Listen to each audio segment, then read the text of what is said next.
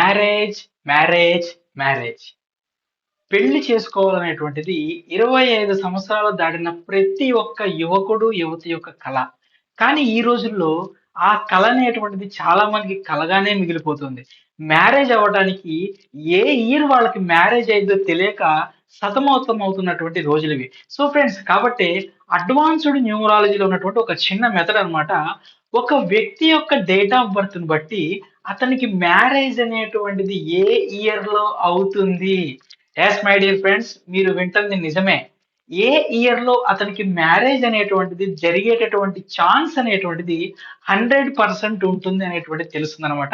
So దాంట్లో భాగంగా మీకు నేనొక ఈ వీడియో అనేటువంటిది చేయబోతున్నాను. కాబట్టి ఈ వీడియో అనేటువంటిది ఎండ్ వరకు చూడండి. మీకు తెలిసిన వాళ్ళు ఒక 10 మంది మ్యారేజ్ డేట్ అనేటువంటిది తీసుకొని దగ్గర పెట్టుకొని, వాళ్ళ డేట్ ఆఫ్ బర్త్‌లో మ్యారేజ్ డేట్‌లు గనక తీసుకొని దగ్గర పెట్టుకొని కాలిక్యులేషన్ చేశారంటే 10లో 7గురికి నేను చెప్పేటటువంటి మెథడ్ అనేటువంటిది అప్లికబుల్ అవుతుంది. మరైతే ఇంకెందుకు ఆలస్యం, వీడియో ఎండ్ వరకు చూడండి.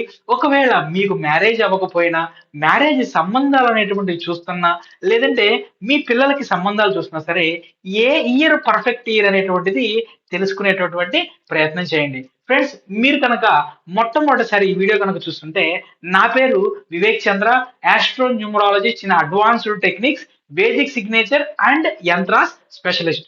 ఓం శ్రీ గురుభ్యో నమః, ఓం శ్రీ మాత్రే నమః. హాయ్ అండి, welcome to my YouTube channel. So ఈ ఏ డేట్ లో ఇతనికి మ్యారేజ్ జరిగిద్ది, లేదంటే ఈమెకి మ్యారేజ్ జరిగిద్ది అని తెలుసుకోవాలంటే ముఖ్యంగా వీళ్ళకి ఖచ్చితంగా కూడా డేట్ ఆఫ్ బర్త్ అనేటువంటిది ఉండాలండి. డేట్ ఆఫ్ బర్త్ అనేటువంటిది లేకపోతే మనం ఈ మెథడ్ లో మనం చూడలేమన్నమాట. కాబట్టి మనం కష్టం. కాబట్టి ఒక డేట్ ఆఫ్ బర్త్ తీసుకొని నేను మీకు నీట్ గా ఒక ఎగ్జాంపుల్ అనేటువంటిది చెప్తాను. సో దాని ద్వారా మీకు అది తెలుస్తుంది. మరైతే ఇంకెందుకు ఆలస్యం అండి, మనం మన డిజిటల్ స్క్రీన్ మీదకి వెళ్ళిపోదాం. సో ఇప్పుడు ఫర్ ఎగ్జాంపుల్ నేను ఒక డేట్ ఆఫ్ బర్త్ అనేటువంటిది తీసుకుంటానండి. ఉదాహరణకి మనం ఒక డేట్ ఆఫ్ బర్త్ అనేటువంటిది మనం తీసుకుంటే, ఒక వ్యక్తి 11/9/1990 అనేటువంటి సంవత్సరంలో పుట్టాడని అనుకోండి మీరు. ఓకే. ఇప్పుడు మనం ఏం చేయాలంటే, మనందరికీ తెలుసండి, మనకి ఒక యొక్క డేట్ ఆఫ్ బర్త్ లో 11 ఉంటుంది. అదే మనకి ఒక డేట్ ఉంటుంది. డే అన్నమాట ఇది. డే ఉంటుంది. ఓకే. ఇది మనకు కావాలి. నెక్స్ట్ మంత్ ఉంటుంది. ఓకే. ఇది మనకు కావాలి. ఇయర్ ఏదైతే ఉందో ఈ ఇయర్ అనేటువంటిది మనకు అవసరం లేదండి. ఇయర్ తీసేసేయండి.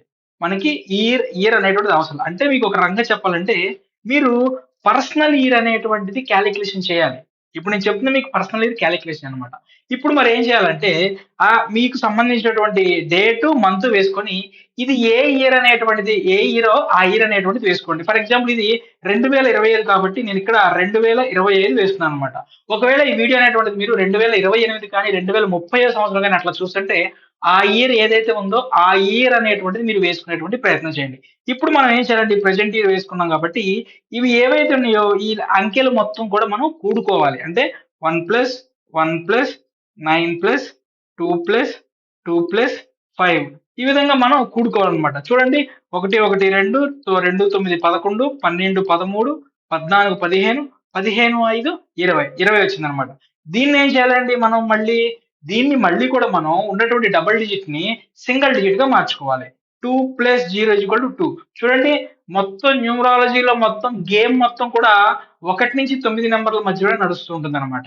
సో ఇదండి. ఇంకొక ఎగ్జాంపుల్ తీసుకుందాం. ఫర్ ఎగ్జాంపుల్ ఒక వ్యక్తి 31/8/1996లో పుట్టాడు అనుకుందామండి. మనకి ఇయర్ అవసరం లేదు కదా, పక్కన పెట్టండి. ఇది 2025. ఓకే. ఈ 2025 అతనికి సంబంధించిన పర్సనల్ ఇయర్ ఏంటి అనేటువంటిది నేను కాలిక్యులేషన్ చేస్తున్నాను. సో దీనికి మనం ఏం చేయాలి, 2025 ఈ నెంబర్ తీసేయాలి కదా, 2025 ఇక్కడ రాసుకుందాం మనం. 2025 కదండి, మీరు 2026లో చూసుకుంటే 2026 వేయండి, 2030లో చూసుకుంటే 2030 వేసుకోండి అక్కడ. ఇప్పుడు ఏం చేద్దాం, 3+1+8+2+2+5 వేసాం. ఇది మొత్తం యాడ్ చేయండి. 3 1 4, 4 8 12, 12 2 14, 14 2 16, 16 5 21 వచ్చింది. 21 అంటే ఎంత అండి, మళ్ళీ సింగిల్ డిజిట్ చేయాలని చెప్పాను కదా. 2 + 1 = 3. అంటే ఇక్కడ ఇతని యొక్క పర్సనల్ ఇయర్ అనేటువంటి 3 వచ్చింది అనమాట. సో ఇక్కడ మీకు ఏదైతే మీ యొక్క పర్సనల్ ఇయర్ అనేటువంటిది వచ్చిందో అసలైనటువంటి గేమ్ అనేటువంటిది ఈ నెంబర్లతోనే ఉండిద్దండి. ఇప్పుడు మీ యొక్క పర్సనల్ ఇయర్ అంటే మీ యొక్క మ్యారేజ్ అనేటువంటిది ఏ ఇయర్ లో అయితే అయిందో ఈ విధంగా మ్యారేజ్ మీ యొక్క డేట్ ఆఫ్ బర్త్ ని అలానే మీ యొక్క మ్యారేజ్ ఇయర్ అనేటువంటిది ఈ విధంగా వేసుకొని మీరు యాడ్ చేయండి. మీది మీ మిసెస్ గారిది. ఇప్పుడు అసలు విషయం అనేటువంటిది ఇప్పుడు మనకి క్యాలిక్యులేషన్ లో నడిచిద్ది అనమాట. సో మీ యొక్క మ్యారేజ్ యొక్క పర్సనల్ ఇయర్ ఏంటి అనేటువంటిది కింద నాకు కామెంట్ లో తెలియజేసేటువంటి ప్రయత్నం చేయండి. సో ఫ్రెండ్స్, మనం మన కాస్మిక్ వేదం ద్వారా అనేకమైనటువంటి కోర్సెస్ అనేటువంటివి మనం లాంచ్ చేయడం జరిగిందండి. ఎంతో మంది మన కోర్సెస్ లో ఎన్రోల్ చేసుకుంటున్నారు.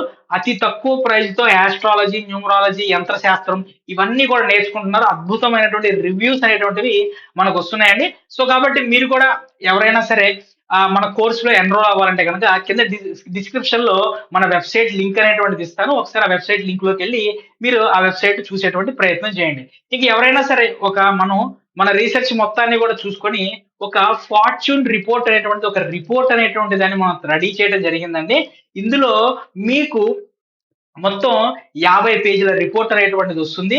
కంప్లీట్ మీ యొక్క డేట్ ఆఫ్ బర్త్ ని అనాలిసిస్ చేసి అలానే మీ యొక్క నేమ్ ని అనాలిసిస్ చేసి దాదాపుగా 40 పేజీల రిపోర్ట్ అనేటువంటిది 50 పేజీల రిపోర్ట్ అనేటువంటిది వస్తుందండి. దాంట్లో మీ ఏ డైరెక్షన్స్ బాగోకపోతే ఏం పని చేయాలంటే వాస్తుకు సంబంధించింది, హెల్త్ పరంగా నెక్స్ట్ 5 ఇయర్స్ ఎలా ఉంటుంది, ఇలా date of birth complete numerology report అది జస్ట్ రూ. 599 మాత్రమే. ఎవరికైనా సరే ఈ రిపోర్ట్ కనుక కావాలనుకుంటే కనుక ప్రతి ఒక్కరు తీసి పెట్టుకోండి ఈ రిపోర్ట్. ఎందుకంటే నెక్స్ట్ 5 ఇయర్స్ ఏం జరిగింది, మీరు ఏం రెమెడీస్ ఫాలో అవ్వాలి, మీ డేట్ ఆఫ్ బర్త్ ని బట్టి ఇవన్నీ కూడా నేను దాంట్లో ఇవ్వటం మీకు జరుగుతుంది. సో ఇక మనం ప్రాసెస్ లోకి మన వీడియోలోకి కనుక వెళ్ళిపోయినట్టయితే మీ యొక్క మ్యారేజ్ యొక్క పర్సనల్ ఇయర్ అనేటువంటిది వచ్చింది కదా. సరే ఇప్పుడు నేను చెప్తున్నా కదా పర్సనల్ ఇయర్ అనేటువంటిది. ఒకవేళ మీ యొక్క పర్సనల్ ఇయర్ అనేటువంటిది ఏదైతే ఉందో అది కనుక 2 కానివ్వండి, 3 కానివ్వండి, 6 కానివ్వండి వచ్చింది అంటే దాని అర్థం మీరు ఆ ఇయర్ లో 100% మ్యారేజ్ అనేటువంటిది చేసుకోవటానికి పాజిబిలిటీ అనేటువంటిది ఉంటుంది. చాలా పాజిటివ్ అనేటువంటిది ఉంటుంది అనమాట. సో దీనికి మనం కనుక కొన్ని ఎగ్జాంపుల్స్ కనుక మనం చూసుకుంటే మనకి చిరంజీవి గారి యొక్క పర్సనల్ మ్యారేజ్ ఇయర్ కనుక చూసుకుంటే 3 వస్తుందండి. ఎన్టీఆర్ గారిది కనుక చూసుకుంటే 2 వస్తుంది. వెంకటేష్ గారిది కనుక చూసుకుంటే 3 వస్తుంది. షారుఖ్ ఖాన్ గారిది చూడండి 6 వచ్చింది. లోకేష్ గారిది చూడండి 6 వచ్చింది. ఈ విధంగా 2, 3, 6 వచ్చినప్పుడు 100% మ్యారేజ్ అనేటువంటిది చాలా 100% ఛాన్సెస్ ఉంటాయి. ఇక నెక్స్ట్ వచ్చేసి 7, 8, 9 అండి. ఈ 7, 8, 9 అనేటువంటిది వచ్చిన వాళ్ళకి మ్యారేజ్ అనేటువంటిది 70% ఛాన్స్ అనేటువంటిది ఉంటుంది. దాని అర్థం 70% ఓకే అనమాట. సో ఇక్కడ ఒక విషయం చెప్తానండి.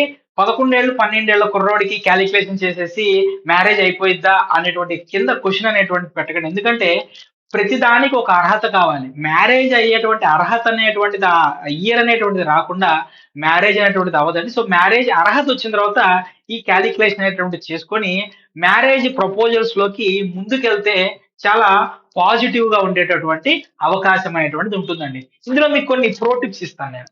ఏంటంటే ఫర్ ఎగ్జాంపుల్ కనుక మనం చూసుకున్నప్పుడు ఒక వ్యక్తి యొక్క మ్యారేజ్ ఇయర్ అనేటువంటిది 5 కనుక వచ్చిందనుకోండి, వాళ్ళకి వాళ్ళు కానీ లేదంటే వాళ్ళ పార్ట్నర్ తో కానీ మ్యారేజ్ అయిన తర్వాత అడ్జస్ట్మెంట్ అవ్వటానికి దాదాపు ఒక 2.5 సంవత్సరాలు చాలా స్ట్రగుల్ అవుతారు.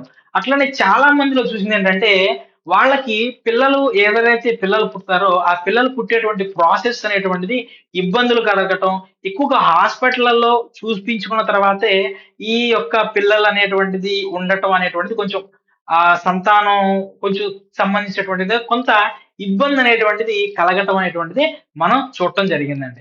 ఇక ఇంకొకటి చెప్పమంటారా? ఎవరైనా ఒక వ్యక్తి యొక్క పర్సనల్ ఇయర్ అనేటువంటిది 1 వచ్చిందని for example wife and husband తీసుకుందామండి. వైఫ్ యొక్క మ్యారేజ్ యొక్క పర్సనల్ ఇయర్ 1 వచ్చిందనుకుందాం. భార్యది 2నో, 3నో, 6 వచ్చిందనుకుందాం మనం. సో మ్యారేజ్ ఇయర్ ఇద్దరిలో ఒకళ్ళకి మ్యారేజ్ ఇయర్ అనేటువంటి ఖచ్చితంగా మనం చెప్పినట్టు 2, 3, 6లో ఉండేటువంటి ఛాన్సెస్ 70% అబోవ్ ఉంటాయన్నమాట.